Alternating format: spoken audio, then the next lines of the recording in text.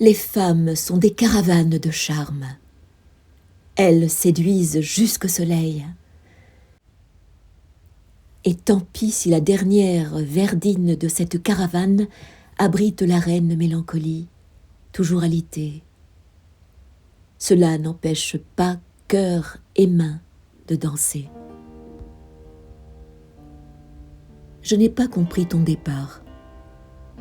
Parfois, ne pas comprendre est une bénédiction. Ton départ s'appelle mort, mais ce mot ne dit rien. J'essaye de revoir dans l'air qui m'entoure la danse de tes mains quand tu parlais. Tes doigts partaient en vacances. Ta main chatouillait le menton d'un éléphant bien trop sage. Une sonate de Schubert est une petite bête sauvage prise au piège et tirant sur le collet qui lui rougit de plus en plus le cou. Je ne comprends rien à sa musique. J'aime bien lorsque je ne comprends plus. Il me semble que Schubert a inventé une musique plus longue que la vie. Je n'ai que mon cœur pour traverser la vie, rien d'autre que cette valise de réfugiés en cuir rouge, cadenassée à la naissance.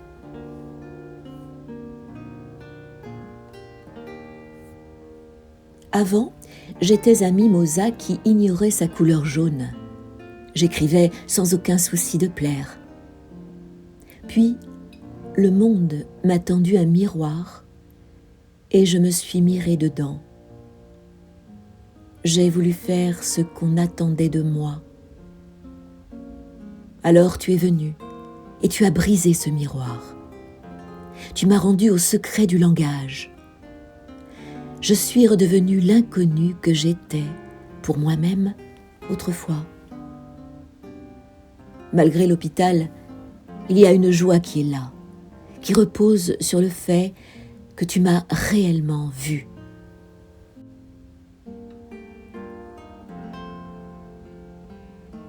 Le travail d'un pianiste, c'est de s'asseoir. Le reste va de soi.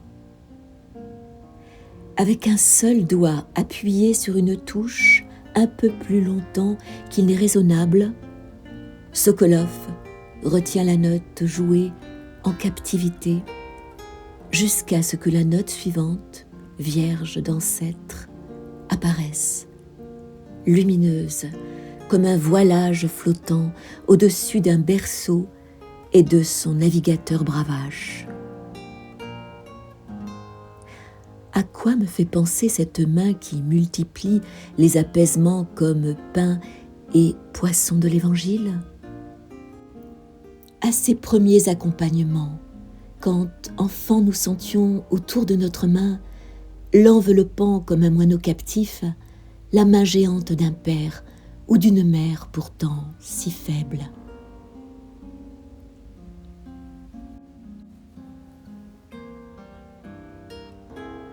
J'écris à voix basse, comme parle le lilas dans la nuit profonde, et qu'il donne les dernières gouttes de son sang mauve.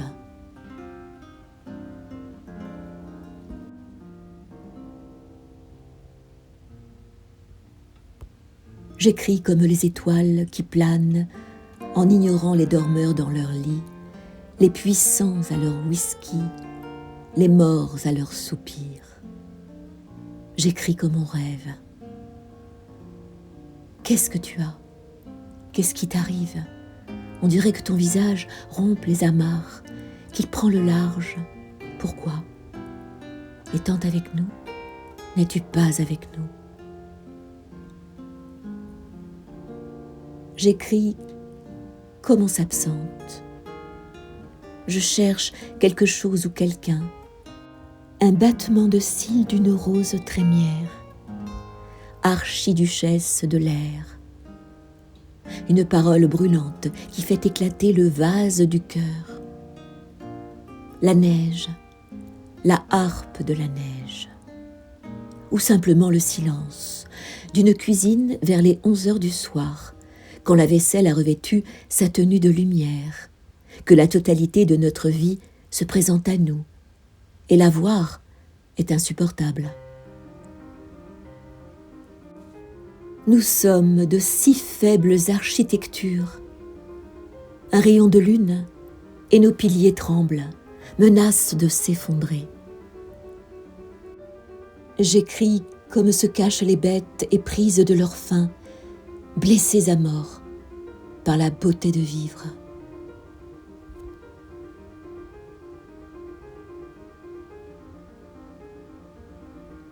La société, cette folle que personne ne gouverne, roule au bas de ma fenêtre. J'entends le chant des milliers de pneus qui avancent vers aucun but. Il me parvient à travers le pépiment des étourneaux, logés sous ma fenêtre, dans le dortoir des arbres. Dans ma chambre constellée d'yeux sauvages, j'édifie une digue de silence, comme il s'en trouve dans le prolongement des mains de Sokolov quand elles s'envolent. J'ai dans mon cœur les yeux des vivants, bêtes, mais aussi hommes ou fleurs, tous ceux que l'amour aide à vivre quand ils sont morts. Mon projet est de faire le portrait le plus complet qui soit d'un être humain, ne sachant de lui que ce qu'il donne, des notes, et plus précisément des intervalles de silence. C'est dans ces failles que brûle le minerai de l'humanité, de formation spirituelle inconnue.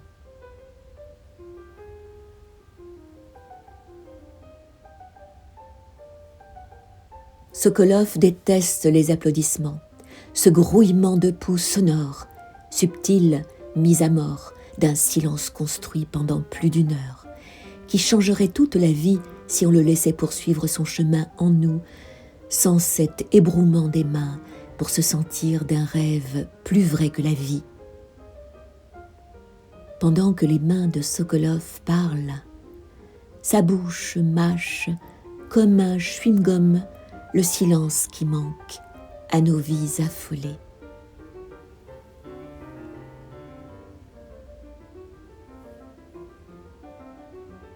Dans une allée du parc, un oisillon, condamné à marcher. Un bébé pivert sautillait en suivant son long bec, sa démarche de ligne droite brisée. Parfois, on ne sait pas ce qui est le plus loin, du cœur ou du ciel.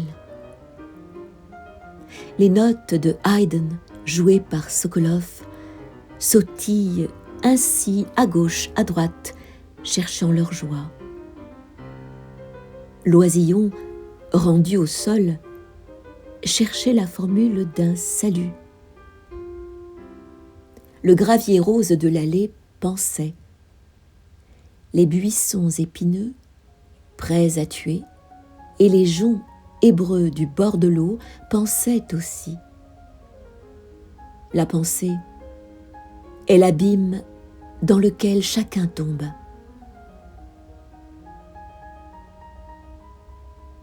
L'ombre des arbres écrivait sur le sable un texte que l'heure suivante effacerait. Le bébé pivert n'avait pas peur de nous. N'était-il pas notre frère? Peut-être même notre maître. Il avait traversé tous les déserts de l'abandon. Nous passons notre vie à attendre quelque chose de mieux que notre vie. Nous passons, nous passons. Nous suivons le long bec de notre pensée en espérant qu'elle nous mènera loin d'ici. Les yeux d'un homme qui pense se plissent dans l'extrémité de l'étang du regard, là où bruissent les roseaux d'un songe. La vie nous longe. Nos rêves informulés ne nous quittent jamais.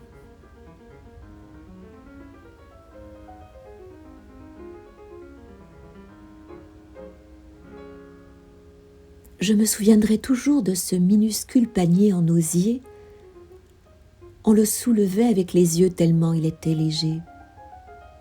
J'y ai laissé mon cœur, le fruit rouge de mon cœur.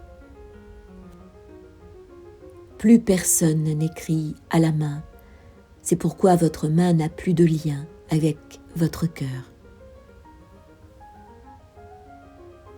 Les faussaires de la poésie sont les coucous de l'écriture. Ils sont nos pires ennemis. Je ne parle pas des mauvais poètes. Non, je parle de ceux qui prennent la défroque du poète pour mieux servir le monde. L'époque les multiplie. J'écris un livre de guerre, pas pour faire des morts, mais pour faire des vivants.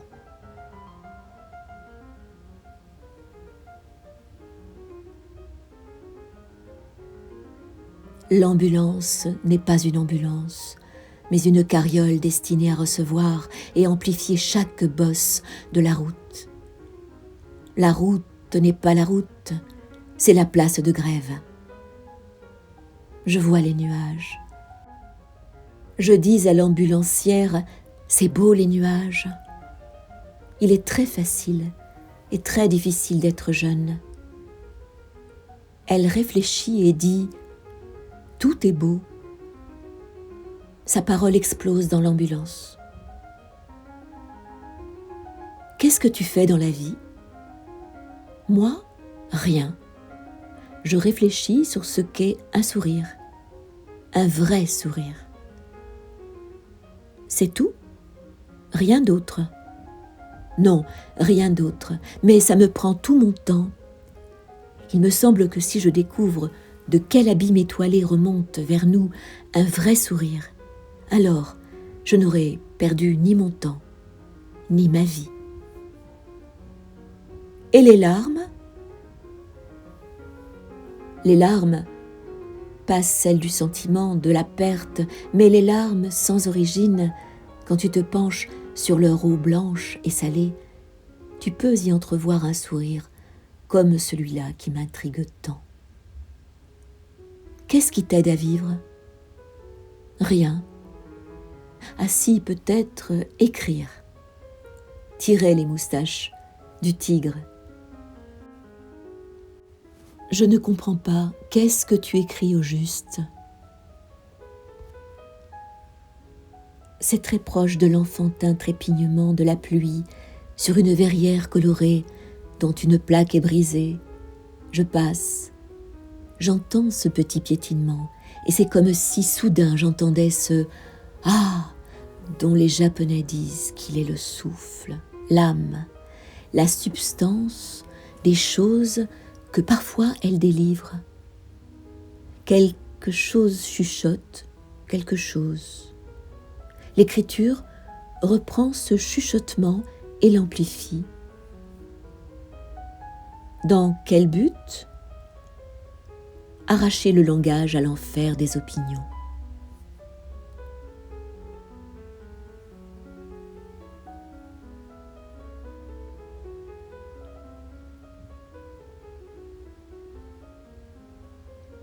Tout récital a quelque chose d'obscène. C'est prier en public, mais connaître que toute prière affichée est néante. La petite fumée indienne des notes meurt avant de toucher le ciel. Elle demandait le secret. C'est pourquoi Sokolov ne donne pas un seul sourire à son public.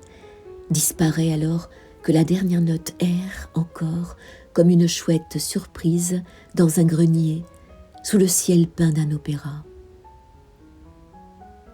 Quand il revient des coulisses pour jouer un dernier morceau, il écrase les applaudissements renaissants sous ses fesses rabattues si violemment sur le tabouret matelassé de cuir noir que les ailes de son smoking, un instant, s'envolent. Ravalez vos toux, coupez vos mains, au moins une. Applaudir ne fera plus de bruit. En une seconde, le public est mort, aux ordres, prêt à revivre de silence et d'invisible.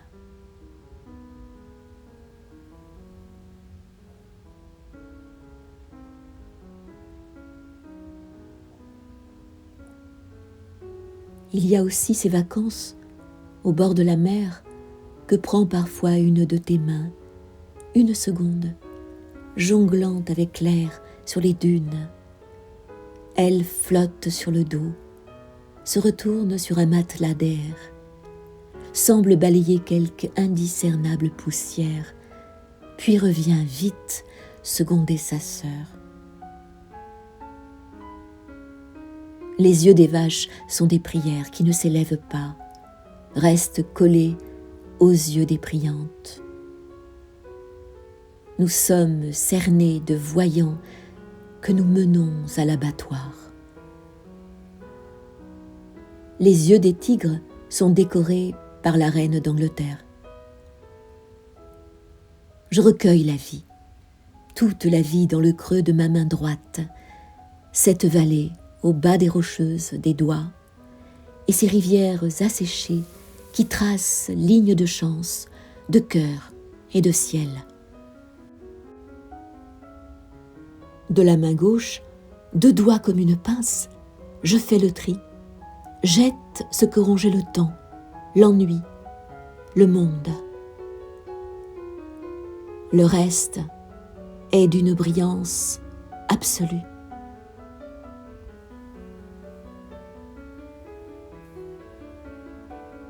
C'est la décision la plus évidente du monde que de donner à une rose le nom de Camille Claudel. Toute son œuvre est traversée du flux sans cesse renouvelé des étoiles. Elle a enfanté des rivières de bronze. Elle est bâtie comme une rose de douleur dont le centre abrite la plus grande lumière que nous puissions vivants jamais connaître.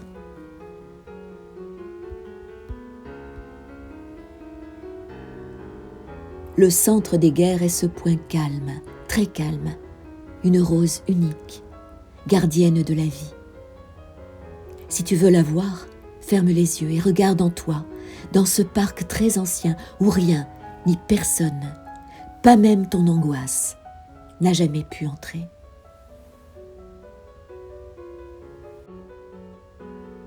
Entre un point de hernie discale qui se creuse dans ma chair et le pouce que Camille Claudel enfonce dans l'argile d'une statue et le miraculeux cercle de poussière qu'un doigt de soleil appuie sur la fenêtre, il y a des échanges, un travail en cours entre ces 3 royaumes qui n'ont de sens que d'être passagers. Quand je suis devant la petite châtelaine, l'enfant est si sensible que le marbre de ses joues frémit sous le souffle de mon regard. La petite châtelaine devrait être exposée seule dans une pièce vide. Un météore tombé de l'invisible auquel jadis les hommes croyaient. Camille a extrait des ténèbres ce bloc irradiant de sensibilité sans lequel nous ne serions rien. Nous devons tout à cette abandonnée, tout. Aujourd'hui, le peuple des roses s'incline devant sa reine.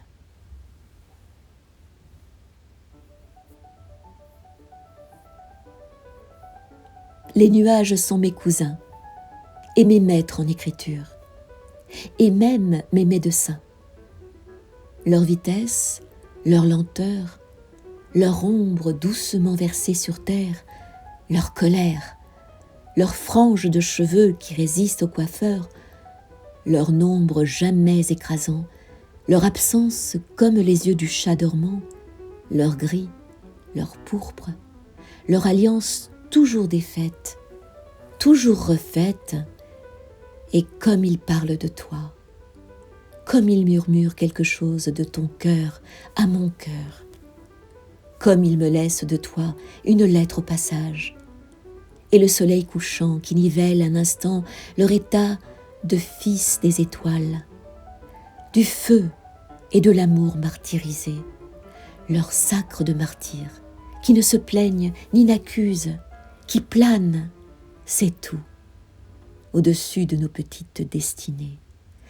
essayent de nous mener à eux, y réussissent parfois. Les nuages peinent des yeux, communs aux pauvres comme aux riches.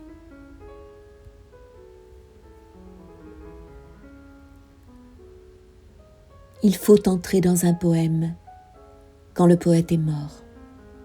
Sinon, cela fait trop de bruit, comme d'éclairer soudain le poulailler. D'ailleurs, il ne faut entrer dans rien. Il suffit de s'asseoir auprès d'une fleur dormante ou mourante. C'est la même énigme.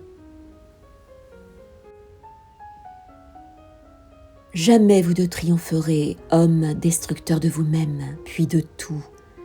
Jamais vous n'empêcherez le pécheur de Palestine, l'enfant au nez crotté du Golgotha, la chèvre de l'Afghanistan, la petite mère percée plus que la Vierge du Golgotha, l'enfant trop sage, parce que abandonné dans le rectangle de l'école, jamais vous ne les empêcherez de lever la tête là-haut, dans le ciel, et de contempler le troupeau qu'ils ont, le silence des touffes de Dieu, arrachées et hautes là-haut, les roulades, les cavalcades sans monture, la joie radicalement épouvantable et sublissime d'être là, sur terre, en même temps que là-haut, là-haut.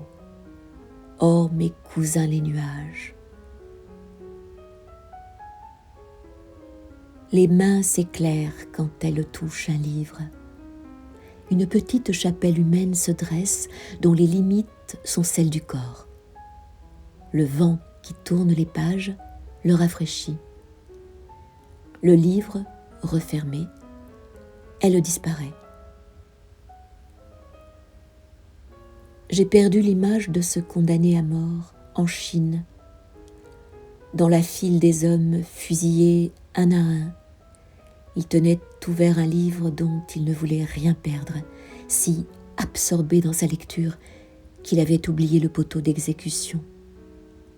Des fêtes éclatantes, du désespoir.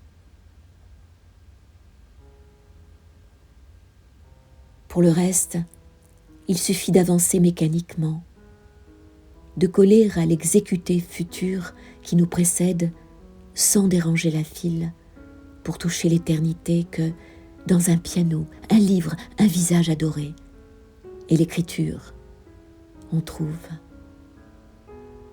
Aimer est sans limite.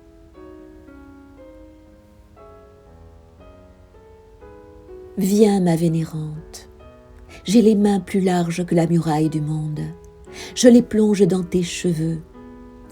Le plus grand bonheur que j'ai connu depuis 50 ans, c'est ta joie devant ce que j'écris. C'est ta compréhension absolue de mon cœur et du monde.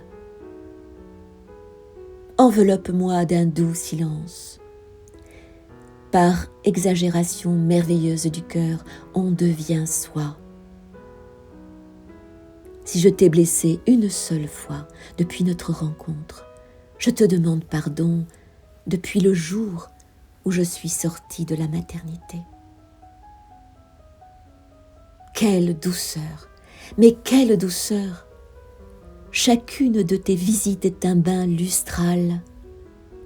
Je ne suis pas dans l'optimisme ou le pessimisme. Je suis dans le cristal de la pensée. Quelle élégance! Je sens le toucher de ta main aérienne, le silence qu'elle fait entrer de mon épaule charnelle à mes os, de mes os à ma vie éternelle, déjà là. Il faut que tu saches que je trouve tout merveilleux, y compris la douleur, parce que tu es le sommet de la merveille qui n'en finira jamais. Tout est parfait. Toi et moi, on est au cœur des poèmes maintenant. La nuit qui s'annonce est sacrée. Elle est plus belle qu'un couronnement royal. C'est une nuit unique. Ça y est, on est en route pour Marciac. Nos plus beaux jours sont devant nous. La brièveté est gage de salut. C'est en se quittant qu'on se dit tout. Je suis au bout du langage. La poésie n'est rien. L'écriture n'est rien. La musique n'est rien. Mais ce qui n'est rien ignore la mort. Les larmes et les sourires sans cause survivent à la fin du monde. On va vers des jours extraordinaires. Nous ne descendrons pas l'escalier de tristesse. Plus vite que la vie et plus vite que la mort, je te retrouverai, toi. Nous tourbillonnerons dans la lumière. Le vol magique des étourneaux, second violon du ciel. Quand il rencontre un obstacle, comme d'un roc qui dépasse d'une rivière, ils scindent en deux cette masse de grâce sans se heurter. Vite recomposent leur amitié après le franchissement de l'épreuve. Cette passe s'appelle le murmure. Quand tu mourras, notre amour se recomposera. Il se recomposera dans le ciel rouge, comme le murmure des étourneaux, après le franchissement de l'obstacle. Sur le roc de la mort, nous serons deux présences éternelles. Dieu n'éteindra jamais nos yeux qui voyaient.